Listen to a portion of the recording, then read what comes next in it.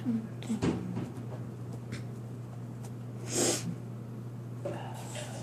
higher.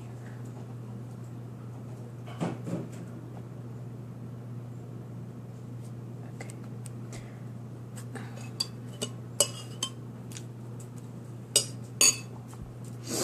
This belongs especially to the Christian religion, which in a unique way promises spiritual and eternal goods.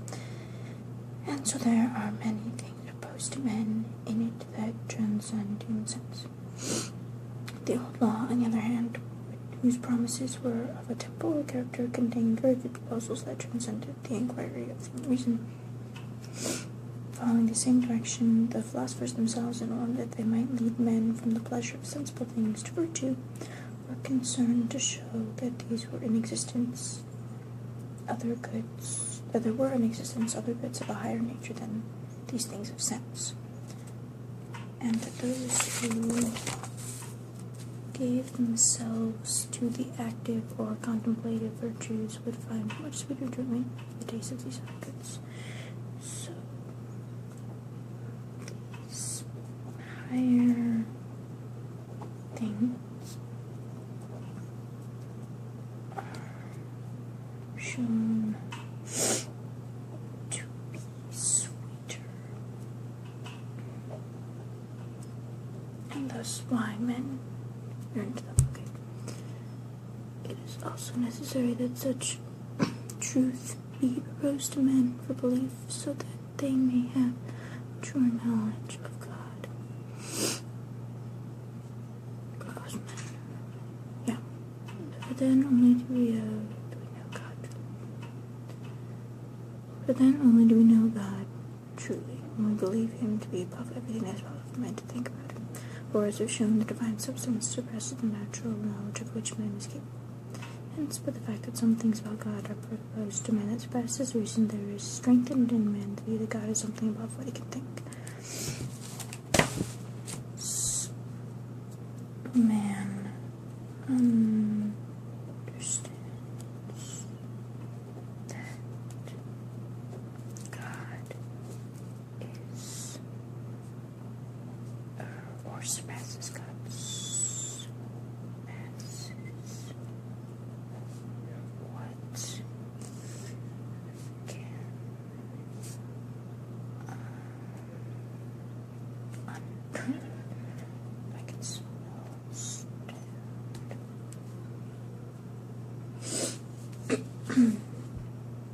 It is also necessary that such truth be proposed to men for belief,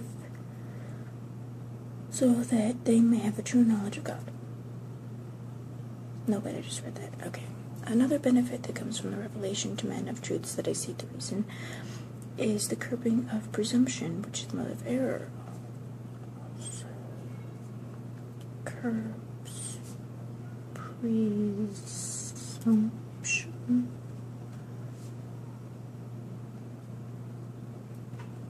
And thus error. There are some who have such a presumptuous opinion of their own ability that they deem themselves able. There are some who have such a presumptuous opinion of their own ability that they deem themselves able to measure the nature of everything. I mean to say that, in their estimation, everything is true that seems to them so, and everything is false that is not. Yeah. So that the human mind therefore might be freed from this presumption and come to a humble inquiry of truth. It was necessary that some things should be proposed to man by God that would be completely suppressed. Man can believe he understands, or can understand everything, but God is higher. Okay.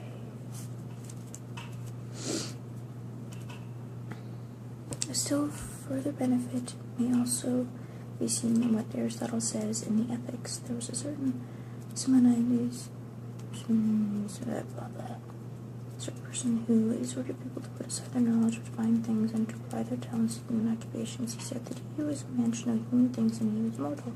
Things that are mortal. Again, Simonides, Aristotle says that man should draw himself towards what is immortal and divine as much as he can. So he says in the Animalibus that although what we know of the higher senses is very little, yet that little is loved and desired more than all the knowledge that we have about less noble substances. He also says in the Decalo et Mundo that when questions about the heavenly bodies can be given even a modest and merely plausible solution, he who hears this experiences intense joy.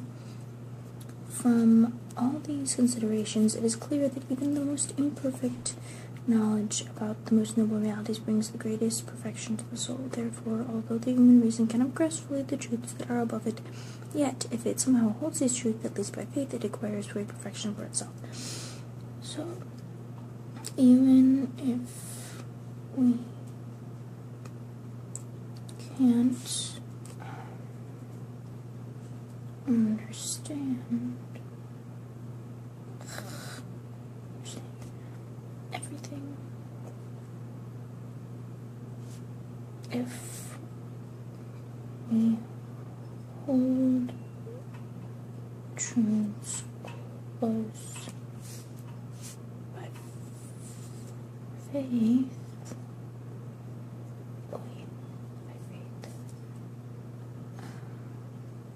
we achieve perfection of the soul, which we don't really, but fulfillment.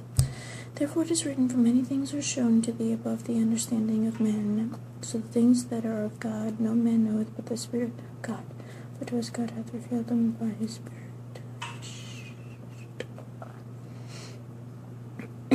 Chapter 6, that to give assent to the truths of faith. That to give assent to the truths of faith is not foolishness, no, they are above reason.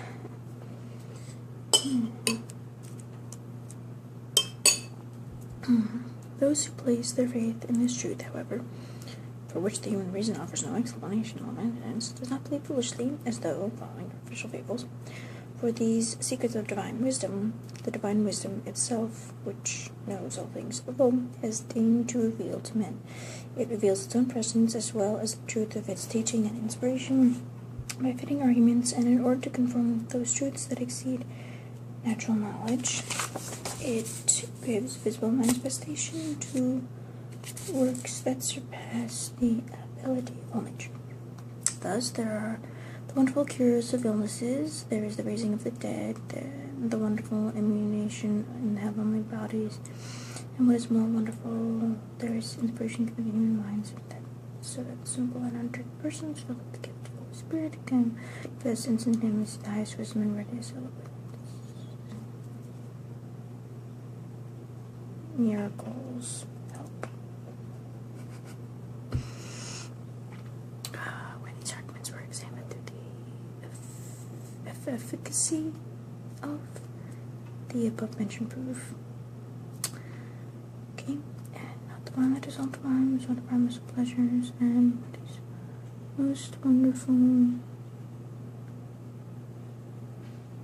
of all, in the midst of the tyranny of the persecutors, and an innumerable throng of people.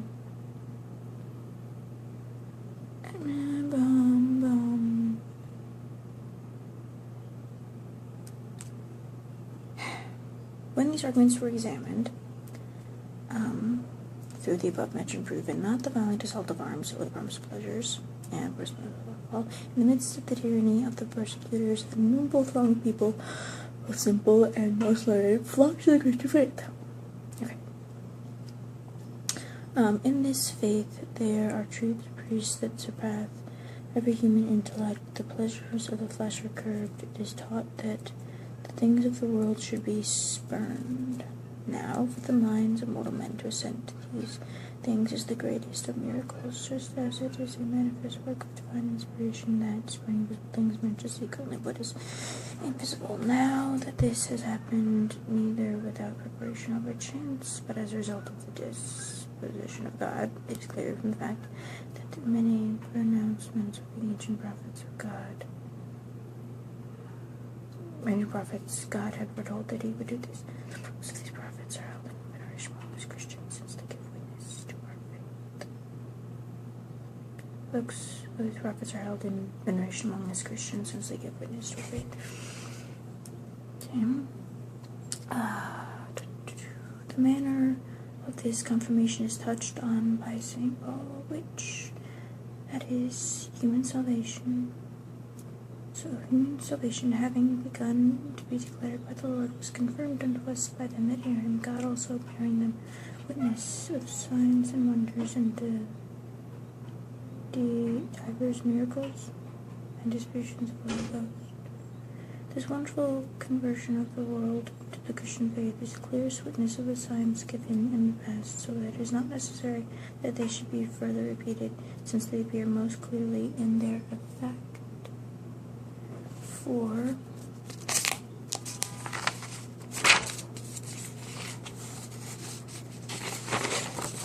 come on, page, just turn.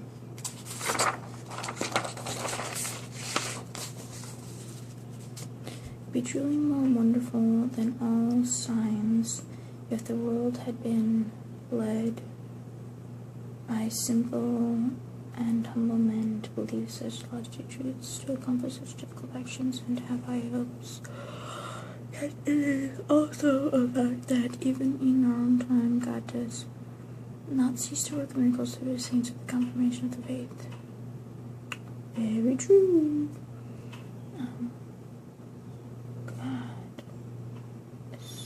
God established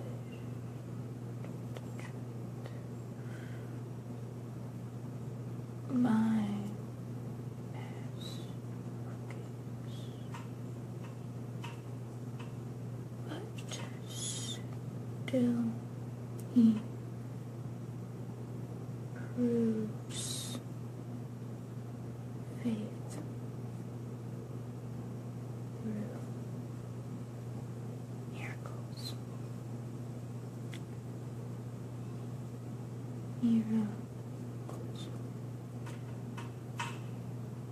Could be tiny ones, but they're still miracles. Go away. On the other hand, those who founded sects committed to erroneous doctrines proceeded in a way that is opposite to this. The point is clear in the case of Muhammad. He seduced people by promises of carnal pleasure towards the concupiscence of the flesh goats as his teaching also contained precepts that were in conformity with his promises, and he gave free rein to carnal pleasure. In all this, as is not unexpected, he was obeyed by carnal men. As for proofs of the truth of his doctrine, he brought forward only such as could be grasped by the natural ability of anyone with very modest wisdom. See, that's the thing. I love that I can't completely understand God. I mean, because if he's God, why should we be able to understand him? We're humans.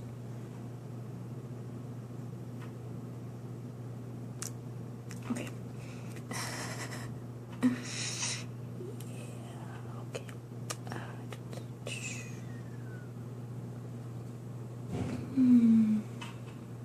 Indeed, the truths that he taught he mingled with many fables and with doctrines of the greatest falsity.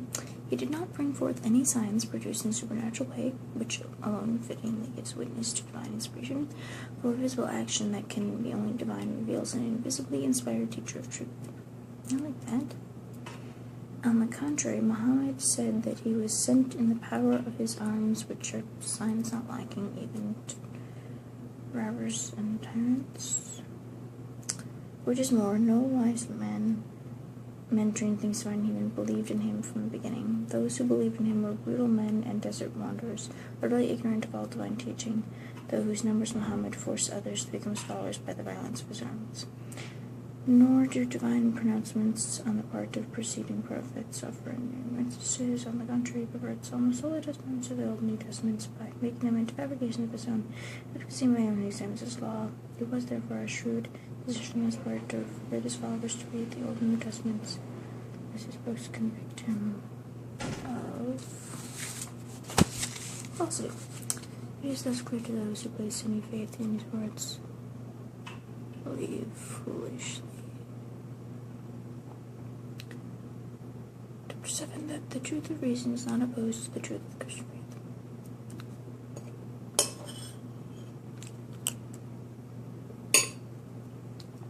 Now, although the truth of the Christian faith suppress the capacity of reason, nonetheless the truth of the universe is naturally attached to the Christian faith, that which the reason is possible to think is such that this false. So the believers those who feel the space and the scope between the circle of the circle those the truth divisions upon the truth is nature.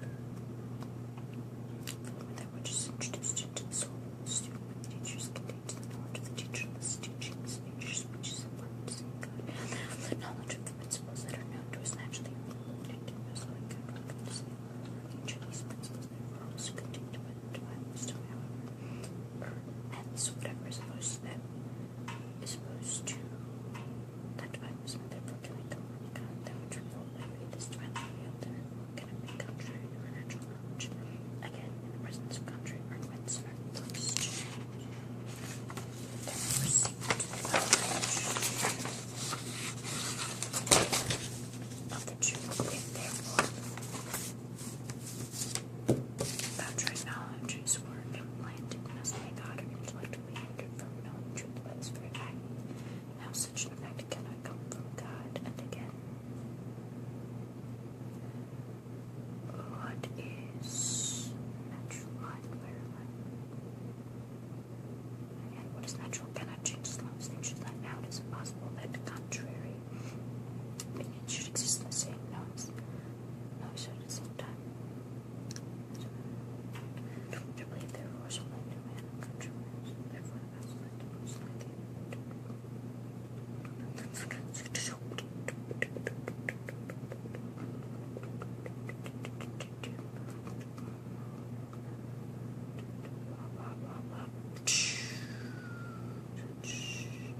From this we evidently gather the following conclusions. Whatever arguments are brought forward against the doctrines of faith, their conclusions uncurrently derived from the first and self-evident principles embedded in nature.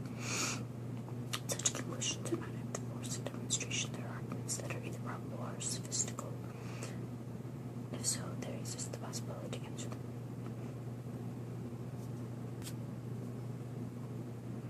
Chapter 8. How the human reason is related to the truth of faith. There is also a further consideration. Sensible things from which the human reason takes the origin of its knowledge, to retain within themselves some sort of trace of a likeness to God. This is imperfect. Could manifest the evidence of God appear within themselves in their own way, the likeness of their causes. Since nature produces like in fact does not always reach the full likeness of its cause. Now the human reason is related to the knowledge of the truth of faith, the truth which can be most evident only to those who see the divine substance in such a way they can gather certain likenesses of it which are yet not sufficient of the truth of faith. Anything understood demonstratively or through itself, if it is useful for the human reason to exercise itself in such arguments, or when they would be provided on and then present to know presumption. Straight before I will see something of the loftiest realities, but then it would be the sight